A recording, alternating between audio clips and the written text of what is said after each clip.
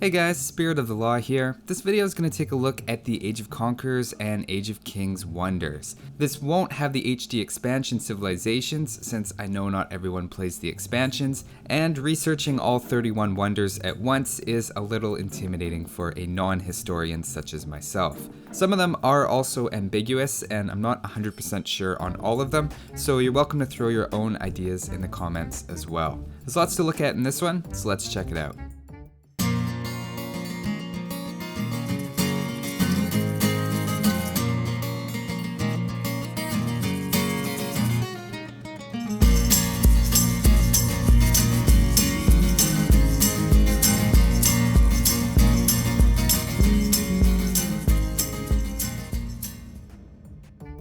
We'll start things off with the Aztecs. Their wonder is the Great Pyramid of Tenochtitlan, or Templo Mayor as it was called by the Spanish.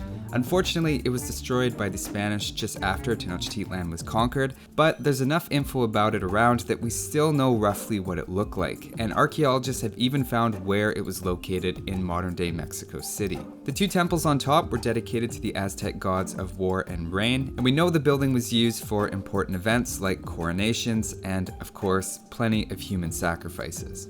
For the Britons, I'm not positive about this one. It looks a lot like the Aachen Cathedral, which is important as the oldest cathedral in Northern Europe. The only issue is it's in Germany, not Britain. It was actually Charlemagne himself that ordered the Aachen Cathedral's construction and was also the most common church for the coronation of German kings and queens for almost 600 years. So it's obviously a famous enough building and has a lot of significance in German history. The layout doesn't look exactly the same, but it's close enough. I think that's what they were going for. My guess is the building was directly used as the cathedral in the scenario editor and then modified into a smaller building and given to the Britons as their wonder. For the Byzantines, the obvious choice is what they went with, and that's Hagia Sophia. It's one of the oldest wonders chronologically and is still standing today, mostly thanks to the Byzantines' extra building HP bonus. You might not recognize it right away because it's missing the 4 minarets, but those were actually added after Constantinople was conquered by the Ottomans. So strictly speaking, as a Byzantine wonder, it is more authentic to keep them out. Hagia Sophia was significant because it's where the new Byzantine emperors were crowned and where the most important Orthodox Church councils would meet. The Celts wonder is the Rock of Cashel in Ireland, also known as St. Patrick's Rock. The distinctive round tower gives this one away. According to legend, the castle was built on the site that St. Patrick converted the King of Munster to Christianity in the 5th century. Originally, it was a castle for the King of Munster, but later was expanded considerably and given to the church to be used as a cathedral. For the Chinese wonder, the choice wasn't to go with the Forbidden City or something in that style, and is instead the Temple of Heaven. Specifically, it's the Hall of Prayer for Good Harvest. It's one of the more recent wonders built in the 15th century and was an imperial temple, which meant common people wouldn't have been allowed to enter. Every year on the winter solstice, the Emperor of China would visit and pray for a good harvest in the upcoming season. Apparently, in Age of Empires, he also prays for all of his allies as well. It was actually a pretty high-pressure thing for the Emperor, and if the year's harvest didn't go well, it would be assumed it's because he had made a mistake during the ritual. For the Frank wonder, you would think they might have gone with Notre Dame, but to me it looks more like the Chartres Cathedral. That is, until you look at the details, like the symmetry of the towers, and even the stained glass and triangles don't match up. Bordeaux Cathedral looks a bit better, but still not quite right. In the end, I think it's actually based on St. Vitus Cathedral in Prague or St. Patrick's Cathedral in New York. If you look, it shares a lot of major features with both of those, but not exactly every detail. Either that or it's just an amalgamation of a few different cathedrals to get the Gothic architectural aesthetic without being based on any one French cathedral. Speaking of Gothic architecture, let's instead look at some actual architecture made by the Goths, specifically the Ostrogoths in this case. Their wonder is the mausoleum of Theodoric in Ravenna, which Theodoric the Great had constructed to become his tomb. Theodoric is, of course, best known as establishing the short-lived Ostrogothic kingdom in Italy shortly after the fall of the Western Roman Empire.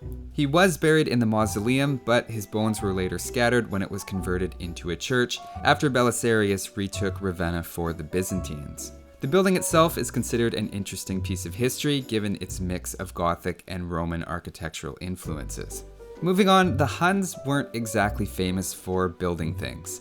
Kind of the opposite, actually. The building they chose, therefore, is actually a Roman triumphal arch, and with what looks like piles of plunder below it. The specific arch looks like a mix of the Arch of Constantine and the Arch of Septimius Severus, which may have been the inspiration for the chariot on top. Severus's arch was to commemorate a Roman victory over the Parthians in the 3rd century, and Constantine's was built in the 4th century after he defeated the other Western Roman emperor at the time, Maxentius, at the Battle of the Milvian Bridge. The Huns weren't directly involved in anything to do with either arch, and it's a little weird to think the Huns would try to build one from scratch, but once it's built, I think it does a nice job symbolizing the Huns' relationship with the Western Roman Empire.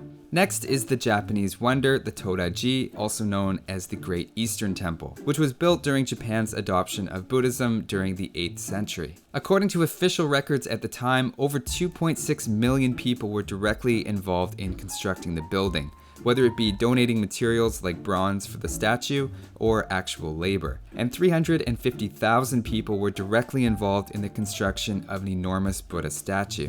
The statue used up nearly all of the bronze that was available in Japan at the time. The giant hall containing the statue is also one of the largest wooden structures in the world, which is even more impressive considering it's a reconstruction, and is estimated to be only 70% of the size that it originally was. Obviously, they were only able to build it thanks to all their cheaper camps and mills. It's really an underrated bonus. Originally, the temple also had 2 pagodas that were over 100 meters tall, making them at the time the 2nd tallest structures in the world, after the Great Pyramid of Giza. And speaking of pagodas, that's exactly what the Korean wonder is. Aside from being one of the best follower belief choices in Civ 5, in real life pagodas are towers with distinctive large curved eaves on each floor, often built in Buddhist temple complexes for different reasons. They come in a variety of sizes, with the in-game wonder having 5 stories. That's actually not especially tall, with one pagoda in the 7th century reaching 9 stories. That particular one was burned down by the Mongols. There are any number of 5-level pagodas that this one could have been inspired by, though the combination of the pillars and lion statues isn't a feature of any famous ones that I could find, and makes me think the wonder is capturing a style rather than reproducing any particular one. For the Mayan wonder, you might have expected they go for Chichen Itza, or Chichen Itza if you prefer the Spanish pronunciation, but that's definitely not the case just looking at the stairs. To me, it looks the most like a cross between the Tikal Temple 1, also known as the Temple of the Great Jaguar, and Tikal Temple 2, also known as the Temple of Masks in Guatemala. The temples were part of a large complex at Tikal and were the funerary pyramids for the local ruler and his wife in the 7th century. Tikal is regarded as one of the superpowers in the Mayan world, and the ruler at the time is best remembered for winning a war against another neighboring Mayan superpower state called Calakmul. Speaking of superpowers, the Mongols. Their wonder is a large golden tent. Now, while there are reports of some large golden Mongol tents, overall there just isn't enough info out there to really judge how accurate this one is. If the Mongol Empire did commit to building a world wonder of some kind, it is reasonable that it would be some kind of giant homage to their nomadic roots. Next, for the Persians, their wonder is a slightly distorted version of the Arch of Ctesiphon in Iraq. It's actually the only structure still standing from the old Parthian and Sassanid capital, with the building being originally part of an imperial palace complex. After being captured by Arabs, it was briefly used as a mosque but fell into disrepair when most of Ctesiphon's ruins were removed for building material. Before a flood in 1888, the surviving structure was considerably larger, and there have been a few efforts to restore it in order to boost Iraq's tourism. Speaking of which, the Saracens' wonder is also from Iraq, and it's the Great Mosque of Samarra, also referred to in Civ 4 and elsewhere as just the spiral minaret. At the time it was built, the tower was beside the largest mosque in the world, though the mosque was destroyed in 1278. The spiral isn't just for looks though, and it's actually a ramp that you can walk up to the top. Just try not to get dizzy, there aren't any guardrails, and it's a roughly 30-foot drop between levels. Next up, and not to take anything away from it, but the Spanish wonder in reality is not quite as impressive as the version in Age of Empires. The wonder looks like it's a scaled-up version of the Tower of Gold in Seville. Funny enough, it wasn't built by the Spanish, but actually by the Almohad Caliphate as part of their city walls. Its main function was as an anchor point for a large chain that could be used to stop boats from freely entering or leaving the city's ports. It didn't do its job very well though, and the chain was broken by Spanish ships when they reclaimed the city.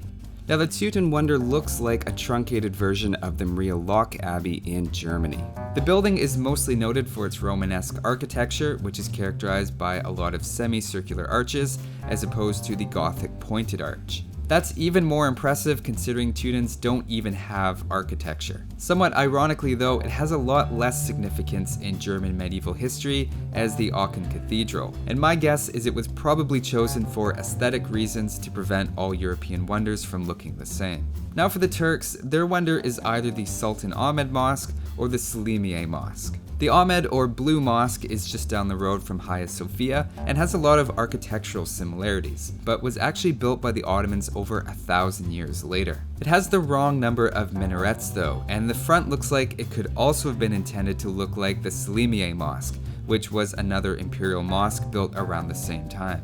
Either way, it's definitely in the correct style of an imperial Ottoman mosque of some kind. Now to finish off the original civilizations, we have the Vikings. This is my personal favorite and looks like it might have been inspired by Borgund, but also shares general features with other churches like Hedel and Hopperstad. The particular style is called a stave church and has a distinctive multi-layered roof and some other architectural features. It's a cross between the simplicity of a Viking longhouse with the Romanesque and Gothic churches from Western Europe. So overall, I think it's really cool how many wonders in the game are based on real buildings, and the ones that weren't still tended to be stylistically appropriate, or maybe I just couldn't track them all down. That's all for this one though. Thanks for watching guys, and I'll see you next time.